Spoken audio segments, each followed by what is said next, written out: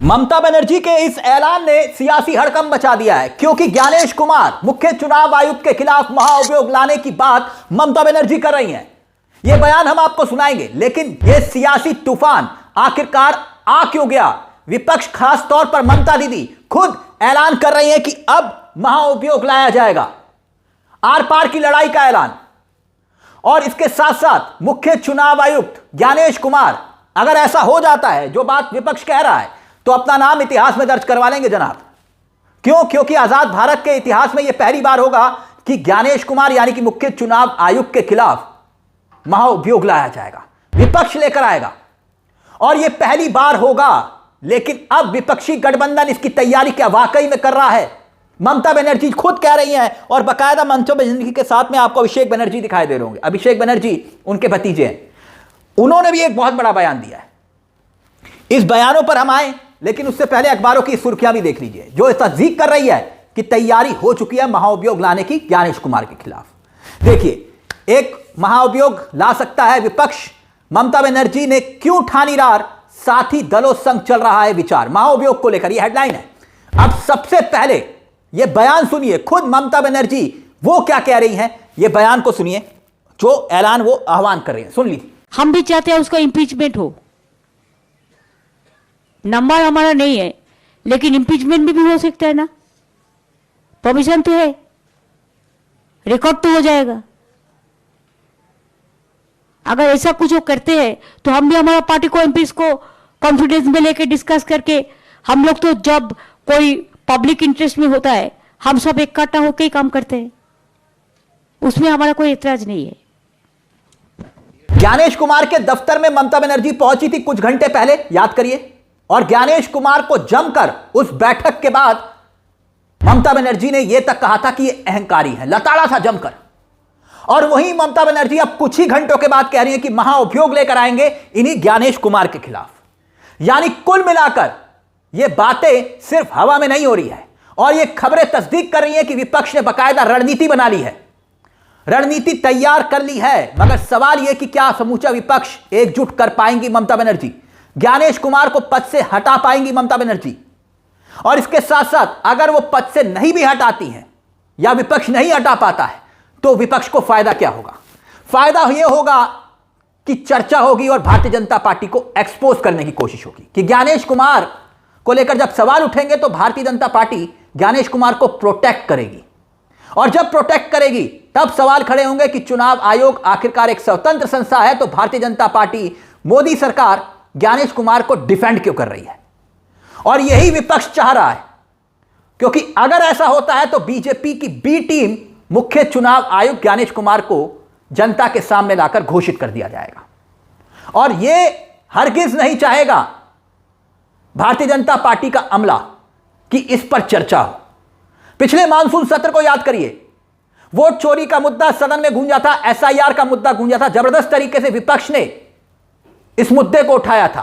और तब भी यह जिक्र हुआ था कि चुनाव आयोग के खिलाफ, ज्ञानेश कुमार के खिलाफ महाअभियोग लाया जाएगा। मैं पिछले सत्र की बात कर रहा हूं, लेकिन तब ऐसा नहीं हो पाया था। क्यों? क्योंकि उस वक्त जगदीप धनखड़ रहस्यमय तरीके से इस्तीफा देते हैं उपराष्ट्रपति, और तब से लेकर अब तक यही सवाल उठ रहे थे। मगर अब तो ममता बनर्जी खुले तौर पर ऐलान कर रही हैं कि हां, हम मुख्य चुनाव आयुक्त के खिलाफ महाअभियोग भी ला सकते हैं। और यही ऐलान, आह्वान जब वो कर रही थी, तब उनके साथ अभिषेक बनर्जी बैठे हुए, देखिए। और अभिषेक बनर्जी ने भी यहां पर एक बहुत बड़ी बात कह दी। हमने कहा ना इनका भी बयान सुनाएंगे। क्यों? क्योंकि अभिषेक बनर्जी सीधे तौर पर कह रहे हैं कि टारगेट करके जो विधानसभावार नाम काटे जा रहे हैं उसके सबूत मेरे पास है। क्योंकि ममता बनर्जी ने यह आरोप भी लगाया इस दरमियान कि भारतीय जनता पार्टी के विधायकों वाले क्षेत्र में 3000 से 4000 नाम काटे गए हैं, जबकि टीएमसी विधायकों वाले क्षेत्र में 40,000 से 1 लाख नाम काटे गए हैं, यानी कि टारगेट करके। और वो बाकायदा खुद अपने विधानसभा क्षेत्र का जिक्र कर रही थी ममता बनर्जी, भवानीपुर का, कि 40,000 वोटर जो है नाम ड्राफ्ट सूची से हटा दिए गए उनके क्षेत्र में। 1 लाख का टारगेट था, और 58 लाख मतदाताओं के नाम ड्राफ्ट सूची से एक तरफा तरीके से हटाए और बिना निर्वाचन पंजीकरण अधिकारियों के परमिशन के। ममता बनर्जी कह रही है कि धुआंधार नोटिस दिए जा रहे हैं। और वही सवाल अभिषेक बनर्जी उठा रहे हैं। सुनिए, अभिषेक बनर्जी ने कहा कि सबूत है मेरे पास। इस बयान को ध्यान से सुनिएगा, बहुत महत्वपूर्ण बयान है, सुनिए जरा। कोई दिक्कत नहीं है, बंगाल में जो रूल्स एप्लीकेबल है वो बाकी 11 प्रदेशों में एप्लीकेबल नहीं है। लाइक दीदी सेड, 8,100 माइक्रो ऑब्जर्वर ये खाली बंगाल में लगाए गए। आप जरा सवाल पूछिए कि भाई बगल में आपके जहां पे एसआईआर हो रहा है ना गुजरात में हो रहा है। सबसे ज्यादा डिलीशन देखो गुजरात में, उत्तर प्रदेश में है, सबसे ज्यादा डिलीशन तमिलनाडु में है, सबसे ज्यादा डिलीशन बीजेपी वाले स्टेट्स में मध्य प्रदेश में है।